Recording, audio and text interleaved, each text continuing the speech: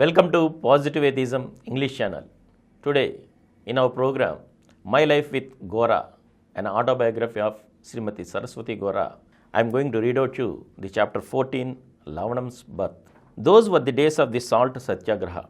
Mahatma Gandhi vowed that he would not return to Sabarmati till we got our independence and proceeded with his Dandi march. All through the country, Congress volunteers got together on the seashores as salt satyagrahis made salt by boiling salt water. The then British government arrested volunteers by the thousands. Altogether, about 3 lakh volunteers went to jail in that movement. Since Gora advocated nationalist ideas, even though he wore a suit, jacket, shoes and a tie, since he started his work in the college, he changed his clothes to khadi lalchi and pajama. He got involved in encouraging volunteers and collecting contributions. He would write about all these things in his letters to me. The salt satyagrahis said that the tax the British government levied on salt was unfair and violated the salt tax law, saying that they would make salt freely without paying taxes. They tell funny stories about the salt tax. The British used to import salt from England and sell it in our country. They used to carry raw materials from here back to England in ships.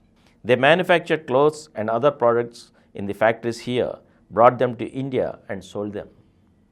Almost everything came from England. However, while the ships were full, when they carried raw materials from this side, they were quite empty when they returned with manufactured goods. So sometimes, apparently, they even brought sand in them. In the same way, they started bringing salt. Until then, people were able to make salt freely on the seashores. They did not need anyone's permission. But when they sold the salt they had brought to India, they wanted to increase the price of salt in India to the level of the price of the salt they had brought. So they levied tax on salt. It is said that permission to make salt became necessary since then. Mahatma Gandhi took this salt tax as an instrument to redouble the nationalist feelings among the public. Poor people use salt to make their porridge. Gandhiji said that the British government's taxing even those people was intolerable and declared satyagraha on it. The news of the salt satyagraha interested me very much. I had a little fever once when I was 9 months pregnant. My elder brother sent me to a doctor and got me medicine. But my mother brought an amulet and forcibly tied it on me. I did not object as I didn't want to hurt her feelings. The fever went down by the 3rd day. First, I removed the amulet and threw it away. I wonder what would have happened if I had taken the medicine and just wore the talisman.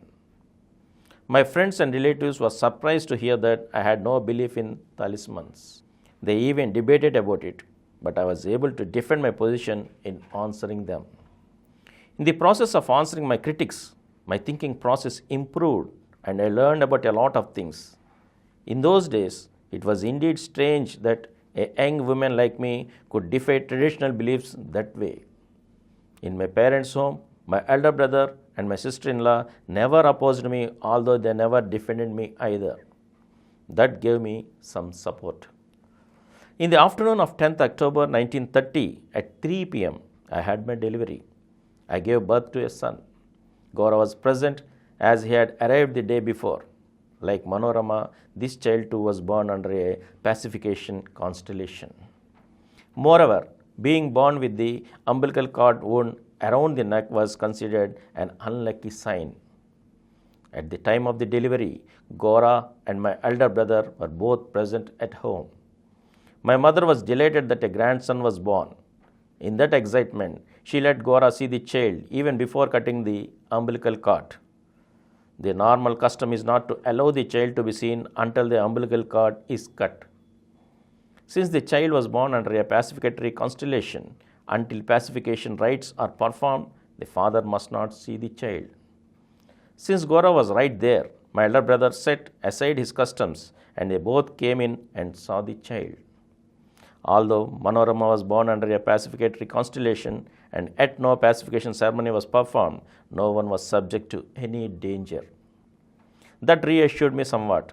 To be sure, The fact that my son was also born under a pacificatory constellation disturbed my mother a bit, but not so much as before. I don't have to mention specially that there was no pacificator rite for my son either. But nothing bad had happened in our home after that. In both families, everyone was healthy and happy. People in my parents' home wanted to name my child after my father, and people on the in-law side wanted him named after my father-in-law. In addition to that, Anarappa from Colombo wrote suggesting some names while expressing his delight at the birth of a male child. But by the time the child was born, both Gora and I were settled firmly in our atheistic ideas. So when Gora suggested me that he should name the boy in a novel way, different from the traditional way, I concurred with him. Gora suggested that since he was born at the time of the salt satyagraha, he should be named Lavanam. Neither my elder brother nor my father-in-law objected to the name Lavanam. As the nationalist movement was quite active, no one thought of opposing since the name Lavanam was a name connected to the nationalist movement. However, many wondered why we choose Lavanam as the name. My mother did not like it at all. She used to call him Ramanamurthy, which sounded closer to Lavanam, but after some time she too accepted the name Lavanam. I stayed with my parents until Lavanam was 4 months old. Normally, the child should be taken home either in the 3rd or in the 5th month. No one would take it in the 4th month, but deliberately I took Lavanam with me to Kakinada in the 4th month. We did not consider this sort of violation of traditions and beliefs as audacious. We did those things only with the spirit of inquiring whether there was any truth behind these beliefs. As we rejected each belief, it became clear to us that the fears surrounding them were not real, but merely superstitious. Instead of worrying about why our ancestors established those traditions, it's better to come out of them when it becomes clear that they have no practical use and that the fears surrounding them are baseless. When two events accidentally happen at the same time, people might have tied them to each other and formed beliefs accompanied by fears. But as time passes on, it is necessary to review those beliefs in order to investigate the truth. When we examine and investigate, the truth of the matter will become clear. Although neither my mother nor my father-in-law and mother-in-law liked my taking Lavanam home with me to Kakinada in his 4th month, they did not object. After I returned to Kakinada, we were all united with the family in love and affection. Nonetheless, my father-in-law and my mother-in-law stuck to their way of living. Gora and I lived our way of life, and there was no conflict. And here ends the chapter 14th, Lavanam's birth. And we shall meet again in the next episode again. Thank you.